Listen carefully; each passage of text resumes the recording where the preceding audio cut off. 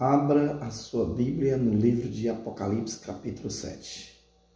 E leia do versículo 1 até o 4, amém? Esses versículos tratam de eventos próximos, acontecimentos, catástrofes que irão assolar este planeta. A Bíblia diz em Apocalipse 7 que 4 anjos estão retendo os ventos que irão danificar a terra, o mar e as árvores, até selarmos o povo de Deus. Então Deus tem um selo para separar, para identificar o seu povo nos últimos dias.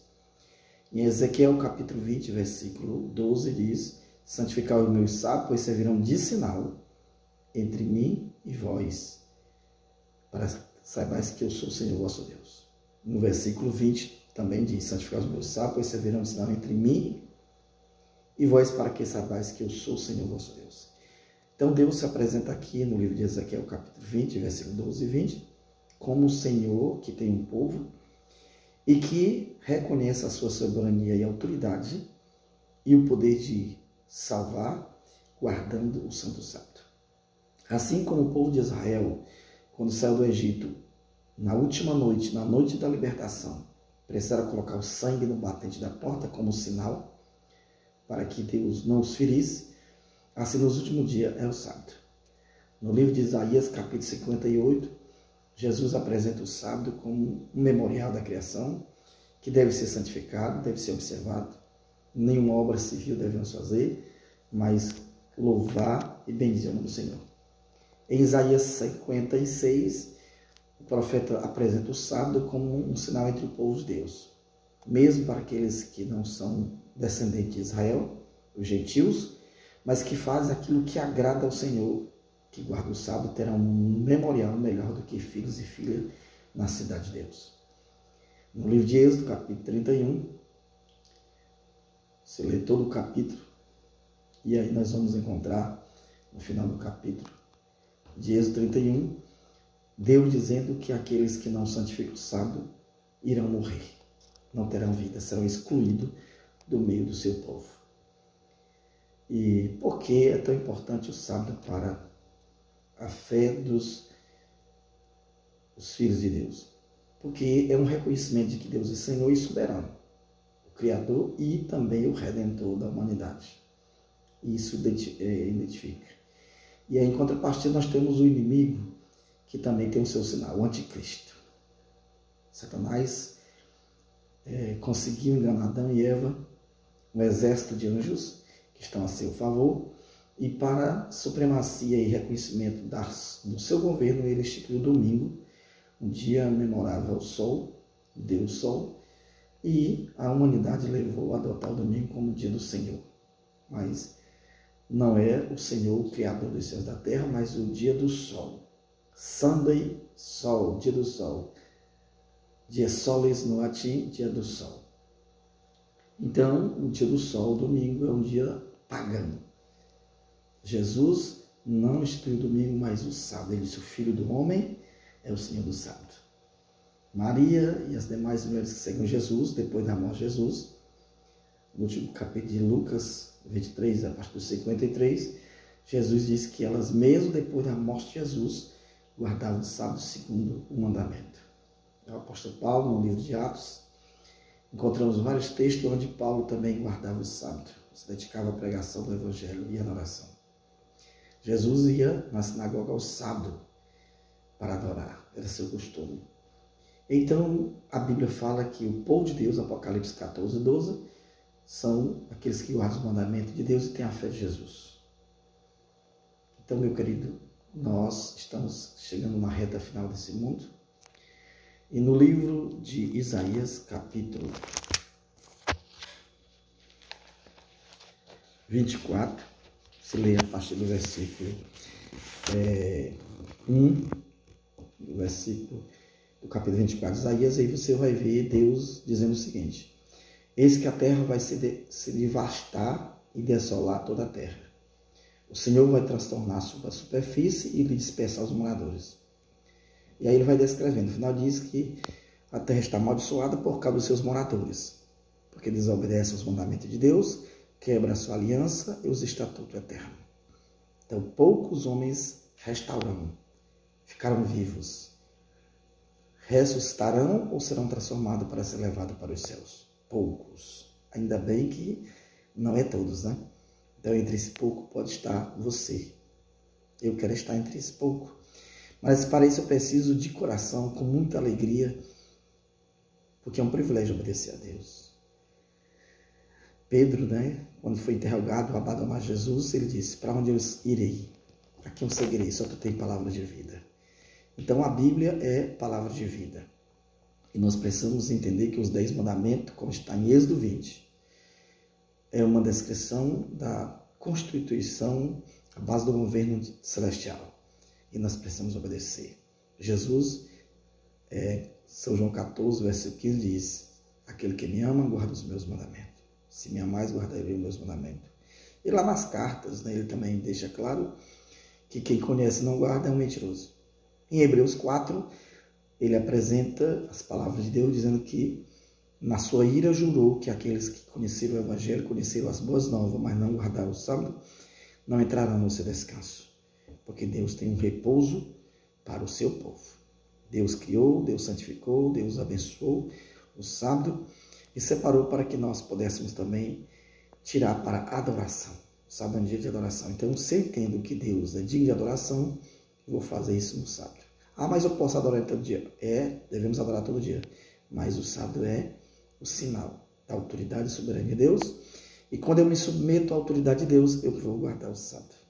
Amém? E o sábado começa lá da criação, né? No primeiro capítulo, quando Deus fala da sua obra de criação, que foi muito boa, ele termina no capítulo 2, no versículo 1 em diante, dizendo que ele terminou a obra da criação, foi muito perfeita, muito boa, e ele descansou, abençoou o dia de sábado. Então Deus descansou, abençoou e santificou. Então não tinha judeu, não tinha grego, era Adão e Eva. O primeiro casal vai descansar com o Senhor no primeiro sábado da criação. Então Deus está chamando você e eu para nos separar dessa Babilônia, desse mundo de confusão, mentira e erro, corrupção, imoralidade, prostituição e indecência tomando conta da humanidade. Deus chama a mim, chama você para nos separar, para nos chegar ao Senhor enquanto podemos. Em breve, Jesus se levantará no santuário celestial, leia Apocalipse 22, 10, onde ele vai dizer: está feito, que o santo se santifique ainda mais e o ímpio continue na prática da justiça, porque em breve Jesus voltará e cada um vai receber segundo as suas obras. Então, meu querido amigo, nesta hora da madrugada, estou meditando na palavra de Deus e dirigindo a você essa mensagem. O fim de todas as coisas se aproxima. O mundo formou um sistema, uma estrutura no planeta todo, todos seguindo as mesmas leis, fundamentada nos direitos humanos, mas que os direitos humanos negam a soberania de Deus, nega o poder de Deus, nega Deus como Senhor e Criador e Salvador. Então essas leis, elas são agradáveis aos nossos sentidos, mas não está de acordo com a vontade de Deus. E aí a Bíblia deixa bem claro que Deus trata seus adversários como adversário, seus inimigos como inimigo. Deus não tolera o mal que tem assolado, que tem arruinado a vida de pessoas que têm boas intenções. Então a mentira e o engano não vai prevalecer para sempre. Um dia Deus vai fazer um novo céu e nova terra onde vai habitar a justiça. Não vai ter choro, não vai ter lágrimas, não vai ter morte, não vai ter sofrimento. Mas quem serão os herdeiros do reino de Deus? Aqueles que o serviram, que obedeceram, que aceitaram o sacrifício de Cristo, né? Porque Cristo morreu justamente porque nós somos pecadores. Deu a vida em resgate a muitos. Hoje nós pertencemos a Cristo por direito, porque Ele nos criou e nos redimiu com seu sangue. Mas eu preciso aceitar. Ele diz: vinde a mim, você que está cansado, você que está desanimado, deprimido, insatisfeito, venha a mim, porque meu jugo é suave e meu fardo é leve. E acharei descanso para vossas almas. Você quer descansar? Então aceite o Senhor Jesus como Senhor e Salvador. Não é só Salvador e Senhor. Ele deve mandar na nossa vida. Nós devemos ser servos com alegria, porque Deus é perfeito, é misericordioso, é bondoso, é compassivo, está nos estendendo uma graça. Mas sabemos que não é para sempre. Em breve as portas da graça, da salvação estarão concluídas. Quando o evangelho do reino for pregado a todo mundo, então virá o fim da oportunidade. E o selamento para aqueles que, com sacrifício, aceitaram andar nos caminhos do Senhor. No livro de Josué, capítulo 1, você vai ler ali vários versículos, deixando claro que o povo de Deus deve se esforçar para meditar na lei do Senhor de dia e de noite, para ser bem sucedido. Então leia capítulo 1, todo capítulo de Josué, e faça a sua reflexão. Ser forte, ser corajoso, não tema, porque eu sou contigo. Mas medita na minha lei de dia e de noite, e aí serás bem sucedido. Então, meu querido irmão, essa é a mensagem. Em breve, Jesus aparecerá nas nuvens dos céus com poder e glória, onde ele vai recolher todos aqueles que o serviram. Primeiro, ressuscitar os que morreram em Cristo, e depois os vivos serão transformados e levados para as alturas para encontrar-se com o Senhor nos ares. E aí Jesus vai olhar para mim, para você, e vai dizer: vinde benditos de meu Pai para um reino que está preparado desde a fundação do mundo. Mas para aqueles que zombaram, escarneceram, se deleitaram no pecado, na maldade, na corrupção, na violência, não deram ouvido à voz do Senhor, ele vai dizer: afastai-vos de mim, malditos, para o fogo eterno. O fogo que foi preparado para o diabo e seus anjos. Mas aí, por eu não decidir servir ao Senhor, andar nos caminhos de Cristo, mas fazer a minha própria vontade, guardar os meus próprios mandamentos, então eu vou ter que ser destruído junto com Satanás. E aí, qual é a sua escolha? Jesus te ama. Jesus está te chamando para andar nos seus caminhos e guardar seus mandamentos, a descansar com Ele nos sábados, não colocar outro no seu lugar, não adorar ídolos, não levar o nome de Deus em vão, amar e respeitar o seu próximo como a si mesmo. Que Deus lhe abençoe. Que você possa tomar decisão hoje, porque em breve esse planeta estará totalmente arruinado, até estará sem forma e vazia. Só os eleitos do Senhor estarão vivos, transformados, purificados, santificados e glorificados.